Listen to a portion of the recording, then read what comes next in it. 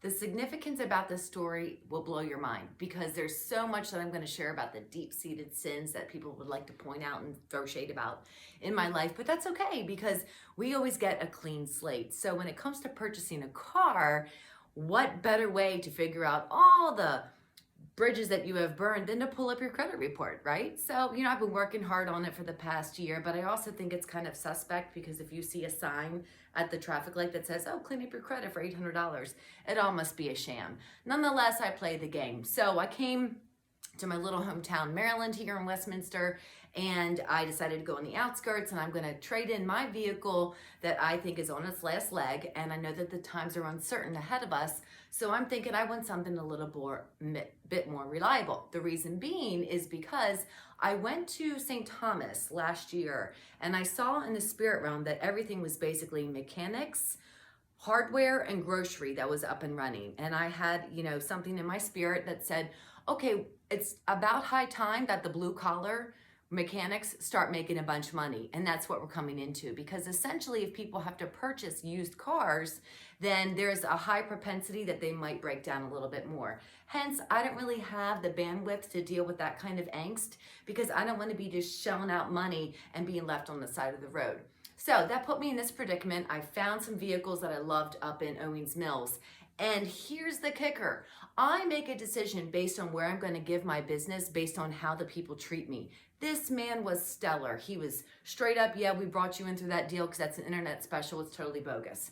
He's like, this is what the interest rate is, and this is because we have 7 cars on the lot. Basically, I can jack it up by any price I want, and you have to pay it. And I'm like, okay, well, I'm not really a sucker, and I've done my research as well. So let's give it a whirl. I found 2 cars, Venza and then a RAV4. And amazingly, it started getting heated because I walked, I'm like, well, I'm going to do my due diligence. He says, go and get your golden ticket, get an estimate from CarMax. And lo and behold, they're going to give me pay off my loan and $5,000 above what the value of my car is. Yes, right? So when I take it back to him, he's like, yeah, well, we can't really honor this because, we're just not going to. Oh, and yeah, and those taxes, yeah, we're not going to waive those either. So basically you go back to them and then we'll see if we can get that other car in for you, the RAV4, and give me a ring tomorrow.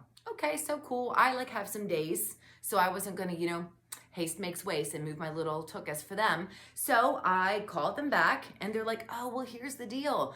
That other vehicle that you wanted, no can do. And I'm like, and the reason being? And they're like, well, because basically, even if you put $7,000 down, I'm like, no, I have $7,000. I have $5,000 to put down and no problem. I can come up with the other $2,000. They're like, well, even if you put down $10,000, it wouldn't really be a deal. And I'm like, that's suspect because I really could do that and I know better than to do something like that, especially on a lease, but why the sudden change? And they're like, well, truth be told, we sold it. Okay, well, you really just had to say that. Okay, so what are we dealing with now? And they're like, oh, we can put you in this other one for $500 more. And I'm like, but that wasn't the deal. So you know what? I'm good. Thank you anyway. Hung up the phone. Now, I was stressing at this point, so I figure I'm going to have to do a little worship because when it comes to somebody's going to strong arm me into making a decision, I'm going to have to surrender. So when I lay it down, it's like, if it's your will, then that's what I want to line up with. If it's not, then I'm going to hold on to this sucker that I have parked out there, and we're going to give due diligence and we're going to sow into the economy as it beholds us. And if the mechanics need to make a living, let's pad their pockets. However, I'm in the sauna and I'm trying to detach after a good worship dance. And I'm thinking, let's let go of all of these emotions of what I want. Because in reality, the second and the third deals could always be out there. I just have to do a little sleuthing. So I went into Westminster and I went to Heritage Honda. I just walked in and I was very transparent, and I've been through this before. I've seen things in the natural and spiritual realm, and I just want to see what's available to me, but I'm asking about this vehicle, and I don't want to pay more than I can afford because just because it's a deal doesn't mean it works out if my budget can't afford it anyway. So deals are all over the place. That's how sales in marketing get us to pay for more, and then we get resentful when we suddenly don't have the money to keep it going. So I wasn't willing to make that jump, and I said, again, if the door is shut, I'll know it because it won't go through like the last 2 deals. You know, just they didn't go through. Every time I was saying I'd be willing to do something, I had to go through 10 more hula hoops, and I'm just looking for a straight shooter. This dude broke it down for me. He gave me all the prices, and he said, this is going to be the tax. And I was like, you think this can happen? He's like, yep, for that car right there on the show floor. And I'm like, you really think this can happen? He's like, I do. And I said, well, the thing is, I kind of worked with Honda before, so I know that there's a little ding on my credit. And that might be a no-go. Why? He says. And I'm like, well, because at Toyota, that ding from them got me completely disqualified. And he's like, actually, we're not going to need any help that you have outside, like your dad being the cosigner, because we're going to rely solely on you. And I'm like, okay, that's going to be miraculous because I've already heard from a million people it can't happen.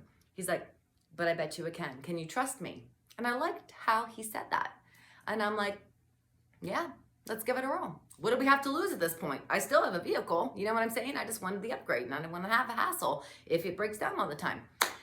So I had another person, a good friend of mine, offer me some money, some cash that I could also use as a cushion. And then I had Dad as the cosign, and it turned out I didn't need any of it. They gave me $5,000 above my trade. They gave me $2,000 incentive, so basically $7,000 free cash. And I was able to roll out with something that I could have never imagined seeing myself sit in. Okay. Don't give in to the pressures. Don't give in to the things that are like, you have to do this now, you're gonna lose it.